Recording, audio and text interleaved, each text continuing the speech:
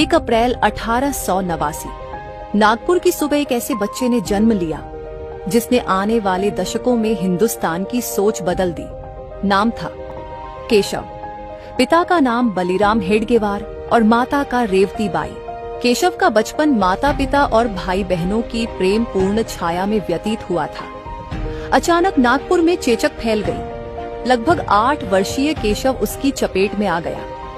ठीक तो हुए लेकिन चेहरा दागों से भर गया, जिसके बाद केशव का यज्ञोपवीत संस्कार करा दिया गया।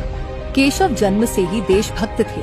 विक्टोरिया शासन की षष्ठी पूर्ति के अवसर पर उनके विद्यालय में मिठाई बांटी गई, पर केशव ने कहा, महारानी हमारी कैसे, ये हमारी गुलामी का जश्न है, नहीं मनाएंगे।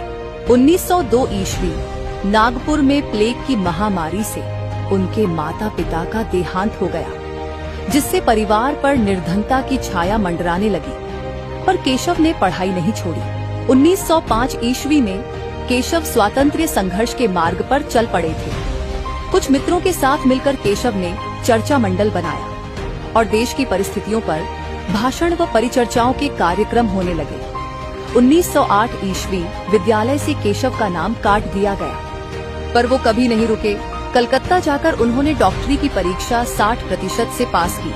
केशव नौकरी करने के बजाय राष्ट्र सेवा में अपना जीवन समर्पित करना चाहते थे, जिसके लिए उन्होंने अविवाहित रहकर जीवन भर राष्ट्र कार्य करने का निश्चय किया। कई वर्षों तक आंदोलन और काफी संघर्षों के बाद उन्हें एहसास हुआ कि हिंदुओं की दुर्दशा का कारण स्वाभिमान की कमी और संगठन का अभाव है।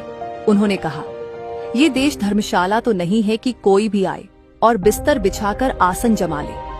समाज के हर व्यक्ति में राष्ट्र भक्ति की भावना, राष्ट्र के स्वरूप का ज्ञान कराने के लिए, विराट संघ शक्ति को साकार करने के लिए महान संघ की स्थापना करनी होगी।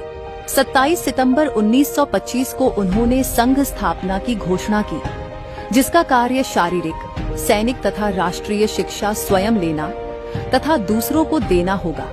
संघ को कोई नाम देने के लिए डॉक्टर हेडगेवार ने 17 अप्रैल 1926 को अपने घर पर बैठक बुलाई। उसमें 3 नाम उभरकर सामने आए। इसके बाद स्वयंसेवकों को एक सुनिश्चित वेशभूषा की आवश्यकता थी, जिसके लिए तय किया गया घुटनों तक खाकी नेकर, खाकी कमीज और काली टोपी। यह वेश संघ के सभी सदस्यों को अपने धन से बनवाना होगा। राष्ट्रीय स्वयंसेवक संघ नाम मतदान होकर सर्वस्वीकृत हुआ।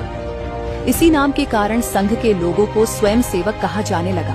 1925 से 1940 तक डॉक्टर हेडगेवार जी ने संघ का नेतृत्व किया। उनके पश्चात 1940 से 1973 श्री गुरु जी, फिर 1973 से 1994 बाला साहेब देवरस, 1994 से 2000 श्री रज्जू भैया, 2000 से 2009 श्री सुदर्शन जी और 2009 से वर्तमान में श्री मोहन भागवत जी संघ का नेतृत्व कर रहे हैं। अब जबकि राष्ट्रीय स्वयंसेवक संघ को 100 वर्ष पूरे हो चुके हैं, जिसमें स्वयंसेवकों की संख्या लगभग 60 से 70 लाख है। देश भर में प्रतिदिन 57,000 से ज्यादा दैनिक शाखाएं लगती हैं। इसके अलावा अमेरिका, ब्रिटेन, ऑस्ट्रेलिया, नेपाल सहित लगभग 40 से अधिक देशों में हिंदू स्वयंसेवक संघ HSS के नाम से शाखाएं चलाई जाती हैं। इसके अलावा विद्या भारती, सेवा भारती, राष्ट्र सेविका समिति, भारतीय मजदूर संघ, भारतीय किसान संघ, विश्व हिंदू परिषद, अखिल भारतीय विद्यार्थी परिषद जैसी RSS की प्रमुख संस्थाएं हजारों सेवा प्रकल्प चला रही हैं। अपने 100 वर्षों के कार्यकाल में RSS ने भारतीय समाज के हर वर्ग तक पहुंचकर शिक्षा, सेवा, संस्कृति और राष्ट्र भावना को मजबूत किया है और आगे भी करते रहेंगे। जय हिंद, वंदे मातरम।